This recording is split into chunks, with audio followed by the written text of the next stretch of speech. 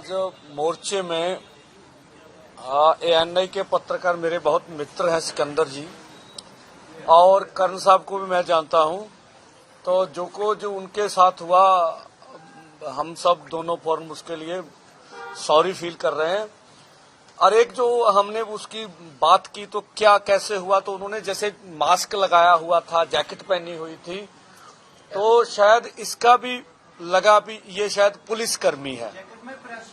ठीक सर, ठीक है, मैं मान गया ये नहीं, मेरी गल सुन लो। ठीक है, नहीं ये भी नहीं ठीक है। दूसरा तो इस करके ये जो हुआ, पहले हमने कहला वो ठीक नहीं हुआ।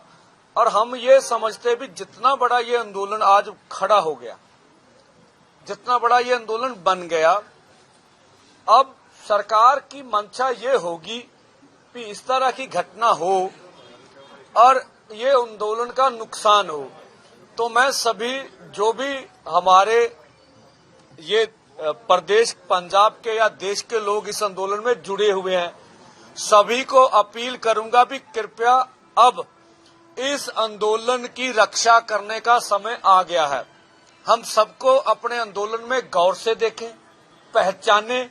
और अब यूनियन जो है पूरी अपनी टीमों को ड्यूटियां लगाएगी कि हम आगे से ज्यादा सतर्क हो, रात में भी हो, दिन में भी हो, कि इस तरह की घटना किसी भी आने वाले समय में किसी पत्रकार से ना हो। और दूसरी मैं बात बताना चाहता हूं, चैनल वाला को ये नहीं दूसरा सवाल करेगा कि चैनल वाले को पीटना चाहिए।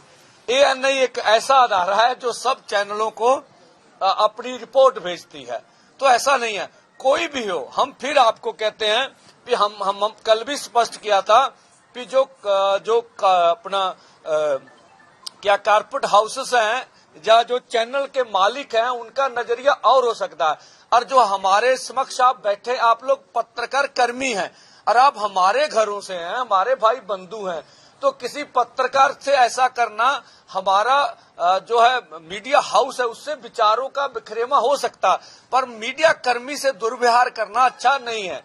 और दूसरी मैं दूसरा मैंने बोलने में 2 मिनट बस। देखिए, आज सुबह हमने जो कल अनुराग ठाकुर जी ने बोला और इधर से भी कुछ संदेश हमें कल रात मिला था, और उसके बाद हमने वार्ता करने का मन बनाया। और सबसे पहले हमने 2 फोरमों में वार्ता की, बेशक पोजीशनें ठीक नहीं थी।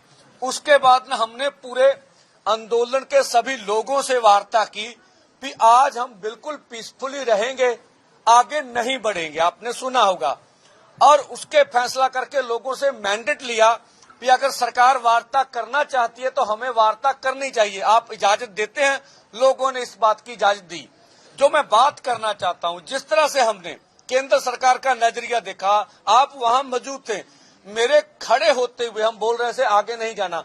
ड्रोन आया और उस ड्रोन ने हमारे ऊपर शेलिंग की। उसका मतलब था भी केंद्र नहीं चाहता कि हम वार्ता के लिए जाएं, और पीसफुल बैठे हुए लोगों को भड़काया गया केंद्र की द्वारा। और हमने देखा 2-3 घंटे हमारे लीडर्स स्टेज से और आगे जाके युवाओं को समझाते रहे, किसी को आगे जाने नहीं दिया। लगातार शेलिंग हमारे ऊपर हुई, केंद्र जानबूझकर हमारे ऊपर बल प्रयोग कर रहा। जब एडीजीपी इंटेलिजेंस हमारे पास पहुंचे, हम इसको खेतों में लेके गए, और जब मैंने बोला इंटेलिजेंस को भी मेरा फोन ट्रेस करते हैं, मैं आगे बढ़ूंगा और मेरे पर वार करेंगे, और मेरे खड़े होते हुए रबड़ की गोली आई और मेरे साथ ऑफिसर खड़े थे, मैं खड़ा था, मेरे पीछे वाले लड़के के आंख पर आके लगी यहाँ, और मैंने बोला ये मुझे टारगेट किया, आप पीछे चलिए। तो ये अभी हम लोग 200 मीटर पीछे खड़े थे।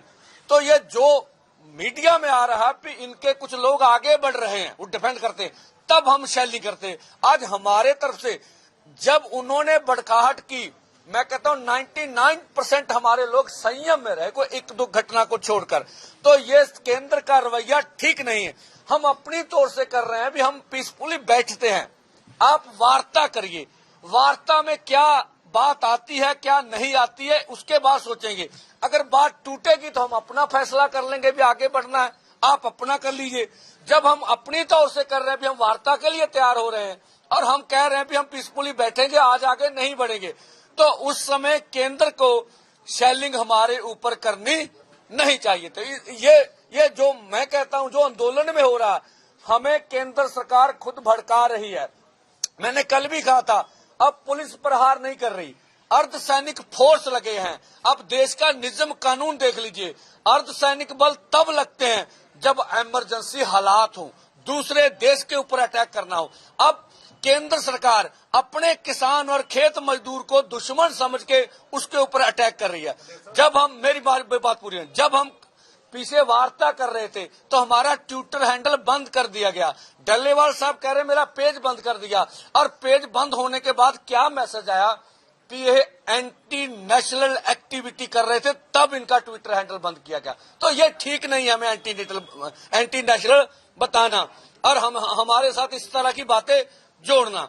और जो अब डल्लेवाल साहब ने बात की, हम इस परिस्थितियों में भी, कौन सी परिस्थितियां, आज फिर गिरफ्तारियां हुई हैं यूपी में।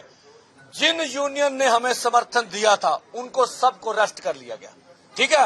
महाराष्ट्र में अरेस्ट हुई है। अब देखे जो हमारे आंदोलन में लड़के 15-20 लड़के हैं जो अंबाला के थाने में है। अब जो खनौरी में, वहां से भी लड़कों को पकड़ के थाने में लिया गया। इस तरह की पोजीशन में भी हमारा मन कर रहा है कि हम वार्ता नहीं छोड़ेंगे। अगर केंद्र कोई हल करे तो हम हल करने के लिए तैयार है। हम टकराव नहीं चाहते, हमारा दिल्ली जाना अनक का सवाल नहीं है, हम बातचीत से निपटना चाहते हैं, इसीलिए आज आए हैं। और कल की मीटिंग, जैसे डल्लेवाल साहब ने बताया, 5 बजे की तय हुई है। और इधर से हम कहते हैं कल भी हम पीसफुली बैठेंगे। और आज आपके माध्यम से माननीय प्रधानमंत्री से अपील करते हैं कि जो आपने अर्धसैनिक फोर्स बल लगाए हैं, कृपया उसे निर्देश दीजिए कि जब हम अपनी ओर से पीसफुली बैठेंगे, हमारे ऊपर शेलिंग नहीं होनी चाहिए, ठीक है। तब दोनों धिरों को आसानी से बैठना आसान होगा। तो आज देखेंगे कल वाली मीटिंग में क्या निकलता है। जिस तरह की मीटिंग में प्रस्ताव आएगा, अपने दोनों फोरमों में सोचेंगे और उसके बाद आगे की बात करेंगे।